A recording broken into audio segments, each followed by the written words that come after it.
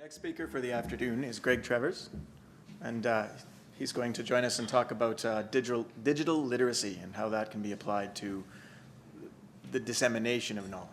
Greg.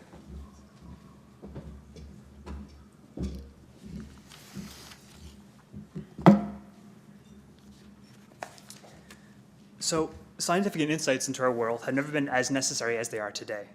However, new ways of communicating science knowledge present a double-edged sword, especially online. On the one hand, now more than ever, science knowledge is widely accessible. On the other hand, it is now commonplace to be exposed to unskilled skepticism of science that undermines our understanding of it.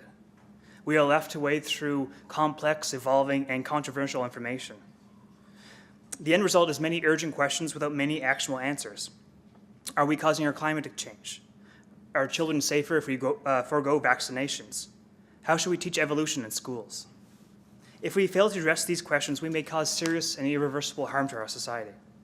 I contend that one potential response to these complex issues is to strengthen Canadians' digital literacy skills, and in particular, strengthen the ways we evaluate or prepare students to evaluate between valuable and spurious knowledge, as well as real and fabricated controversies.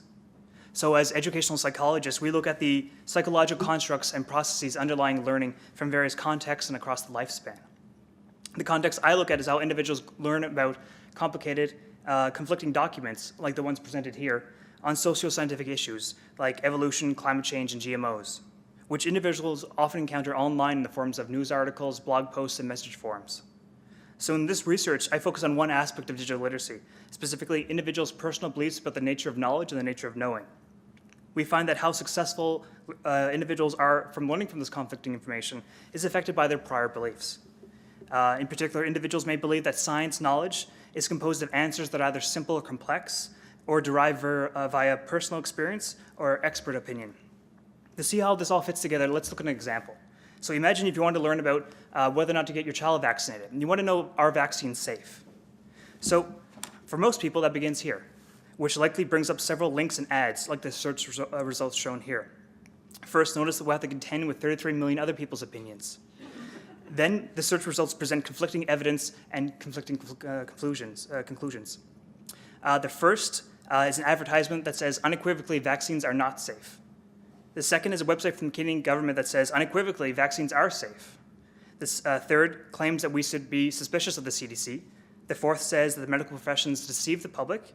And the fifth is another Canadian website, again, supports vaccine safety. So presented here is a complex, uncertain situation requiring active processing of diverse evidence and expertise. However, individuals may come to the situation believing that knowledge they're seeking is simple, absolutely right or wrong, and they'll likely gravitate towards passively accepting those sources that already confirm their personal opinions, rather than privileging expert sources or applying the rules of inquiry. These two ends represent a continuum of how science knowledge or science epistemology can be viewed.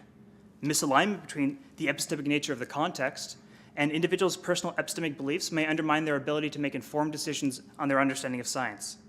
So how do we get from one end to the other? We can cultivate this aspect of digital literacy with students if we explicitly highlight ambiguity and varied interpretations in science, but paired with supports for students to help them to develop skills to find explanations, to decide what counts as scientific evidence, and to evaluate sources critically. So ultimately, we seek to empower individuals to make informed decisions on issues of personal and global significance. And we can do this by focusing on the real nature of interconnected knowledge societies when we help students develop a strong epistemic stance on dealing with controversial knowledge, particularly found online. In our research, we're getting closer to this goal, but we're not there yet. The urgency of the issues we face, though, means that we can't go without leadership on this area of education.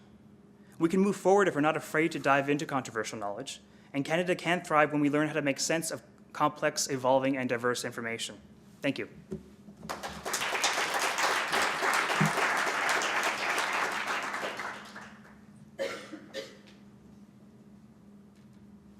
Thank you very much, Greg. Do we have questions for Greg? I have lots of questions for Greg if no one else does. Marty? I was pleased to hear you say that you think we're getting closer. Yeah. I want to know what makes you believe that.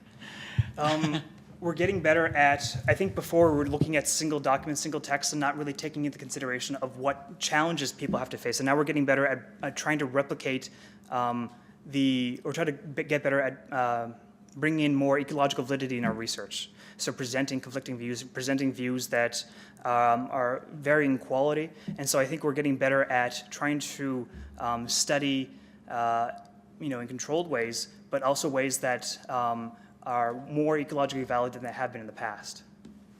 When you mean we, you mean we, the academic community, or we, society? I don't know how well we're preparing students in educational systems in society to evaluate sources, no. I think oftentimes we're presenting single textbooks and single teachers presenting single views, and so that's a straightforward march of facts without really talking about the constructive debates scientists actually have to get to those facts. And then oftentimes in media we're getting fabricated controversies, so we're giving equal airtime to different opinions in the sense that they're supposed to be equal weight when the evidence isn't there for that. So no, I don't think we're doing a good enough job in terms of, I guess, in the educational system of preparing students, but I think we're learning how better to do that. So I also have a quick question, maybe. Many people that I know tend to view me as their local scientist, but very rarely do people actually come to ask me about the validity of some idea or premise. They're confident, sometimes justifiably, sometimes not, in their ability to wade through the first 10 hits on the Google search and determine their opinion. The time that I find that's very interesting and valuable is many people I know who have children who are less than 10 are uncomfortable telling their opinion to their child. They would like to check with me first to make sure that they're telling their child something that is true. That means that they actually have an idea that what they know may not be true, and they want to check it. How can we go about teaching people how to vet their own ideas, how to actually truly be confident in their ideas, and at the same time ensure that their ideas are actually supported with the information that is in the literature? I guess one thing to do is maybe start off with acknowledging that some ideas we have are misconceptions, and those can be valuable. Starting off with an awareness that that's always a possibility. From that, we can help students develop the skills to, or individuals develop the skills to be able to check those misconceptions against evidence that's available to them. Wading through 10 hits on Google is probably better than average. Most people don't, I don't think, go that far. But if there's an issue that they care about, obviously they will. Checking to see if there's contradictions in the evidence that they think they understand versus what's being presented to them during the search. Trying to find ways to align that. That's one, I think, crucial skill is when you notice a discrepancy and how do you move beyond that discrepancy. So having students or having individuals have that skill, finding ways to reconcile discrepancies probably is a good starting step for that. Thank you. We have another question? Do you want to? I really was impressed with your talk, and I was just curious at what level you foresee this being included in terms of education. Is this something that you foresee as a part of McGill's culture of learning within the university context, or would you imagine this is something that you'd like to see maybe people taking in the education department, that they're starting with younger children? When do you think it is appropriate to introduce these kinds of ideas?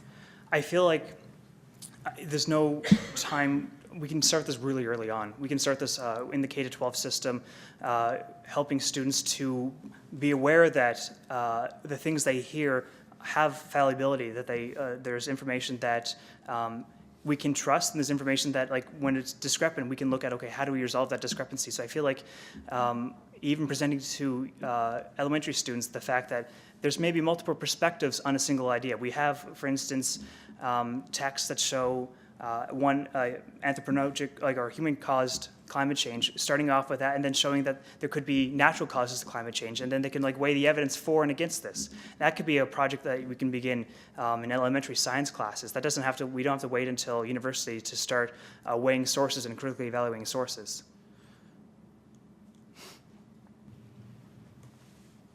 Please join me in thanking Greg.